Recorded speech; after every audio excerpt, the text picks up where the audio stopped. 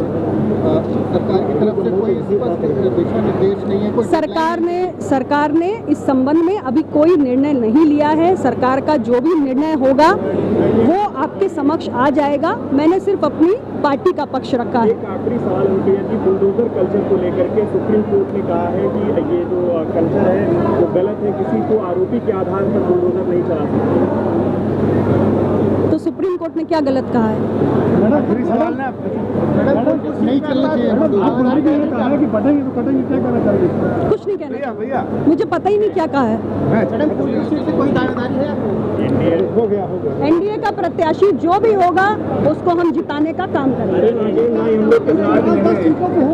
आप लोग की सीट उसमें मान रहे हैं। मैडम ऐसी चर्चा है कि 2 सीटें आपको मिल रही है। चलिए समय आने पर सब पता चल जाएगा।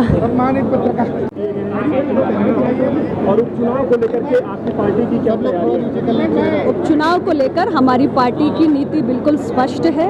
उत्तर प्रदेश में 10 सीटों पर उपचुनाव होना है और मैंने कार्यकर्ताओं को स्पष्ट रूप से निर्देशित किया है कि हर सीट पर जो उम्मीदवार होगा वो एनडीए का उम्मीदवार होगा। सिंबल कुछ भी हो सकता है। जो भी प्रत्याशी आएगा हमारे कार्यकर्ताओं को पूरी ताकत झोंकनी है और उसे जिताकर उत्तर प्रदेश की विधानसभा में भेजना है। को लेकर के भी आप लोगों की तरफ से कोई क्लेम किया जाएगा? देखिए, हमारी जो भाजपा लीडरशिप से बात होनी है वो मैं मीडिया के साथियों को अभी नहीं कुछ उसके बारे में कह सकती। मैं इतना ही आपको कहना चाहती हूँ कि हम एनडीए के एक अहम घटक हैं और एनडीए की मजबूती के लिए हमारी पार्टी काम करेगी। मैडम, जो 69,000 टीचर की भर्ती है उसमें आपने कहा है कि ओबीसी के साथ अन्याय हुआ है, तो ओबीसी वालों का मानना है कि 18,000। मैंने पहले दिन से कहा है कि ओबीसी के अभ्यर्थियों के साथ अन्याय हुआ है, आरक्षण के नियमों की अवहेलना हुई है और ये सिर्फ अनुप्रिया पटेल ने नहीं कहा है, ये राष्ट्रीय पिछड़ा वर्ग आयोग ने भी कहा है और हाईकोर्ट ने भी उस पर मोहर लगाई है। इन बच्चों के साथ अन्याय हुआ है, इनके साथ न्याय होना चाहिए। ये बात मैं फिर कह रही हूँ।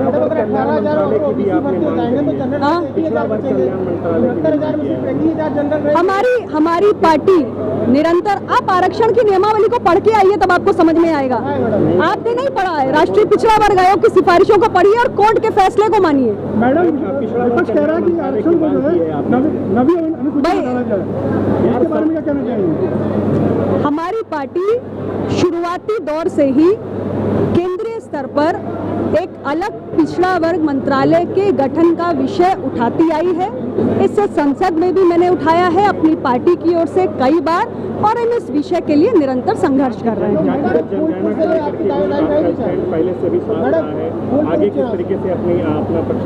देखिए, अपना दल का एक स्पष्ट स्टैंड है, एक स्पष्ट मत है। हमारी पार्टी प्रारंभिक दौर से जातीय जनगणना की पक्षधर रही है और हमने इस बात को संसद में भी कहा है और हम निरंतर इस बात को कहेंगे कि देश के अंदर अलग अलग जाति समूहों की गिनती हो ताकि उनके प्रामाणिक आंकड़े स्पष्ट रूप से सामने आए और कौन विकास की दौड़ में पीछे रह गया है, कौन प्रतिनिधित्व की दौड़ में पीछे रह गया है, सरकारी योजनाओं का कहां पहुंचना अधिक आवश्यक है, ये सब कुछ स्पष्ट रूप से निकल के आ जाएगा।